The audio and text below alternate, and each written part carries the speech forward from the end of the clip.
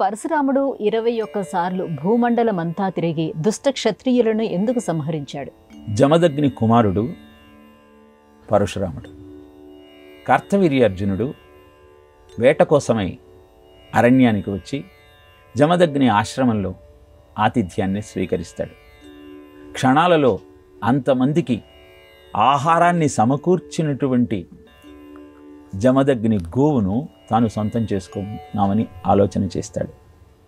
ఒప్పుకోని జమదగ్నిని గర్హించి గోవును తన వెంట తీసుకుని వెళ్తాడు. జమదగ్నిని సంహరిస్తారు. ఆ సమయంలో పరశురాముని తల్లి అయిన రేణుకామాత పరశురాముడి కోసం 21 సార్లు ఆర్తనాదం చేస్తుంది. పరశురామ పరశురామ పరశురామ రామ రామ అని. కానీ పరశురాముడు తిరిగి ఆశ్రమానికి వచ్చే సమయానికి జమదగ్ని ప్రాణాలు వదిలేస్తాడు. తల్లికి బాధను కలిగించి తల్లి 21 సార్లు ఆర్తనాదం చేసే విధంగా చేసినటువంటి ఆ దుష్ట రాజుల యొక్క క్రౌర్యాన్ని అణిచివేయాలన్న ఆలోచనతో 21 సార్లు భూమండలమంతా వెతికి దుష్ట ప్రవర్తన కలిగిన ప్రతి రాజును అంతం చేస్తాడు పరశురాముడు.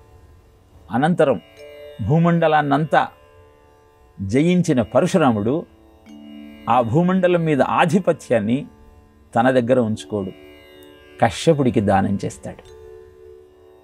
అందుకే భూమిని కాశ్యపి అని పిలుస్తారు. కశ్యపుడి ద్వారా పరిపాలింపబడినది కనుక దానం చేసిన చోట దానం చేసిన వస్తువును తాను అనుభవించకూడదు కనుక ఈ భూమండలం మీద తాను నివసించేటువంటి అర్హత కోల్పోయానని తన చేతిలోని గొడ్డలిని గిరగిర తిప్పి సముద్రంలోకి విసిరేస్తాడు.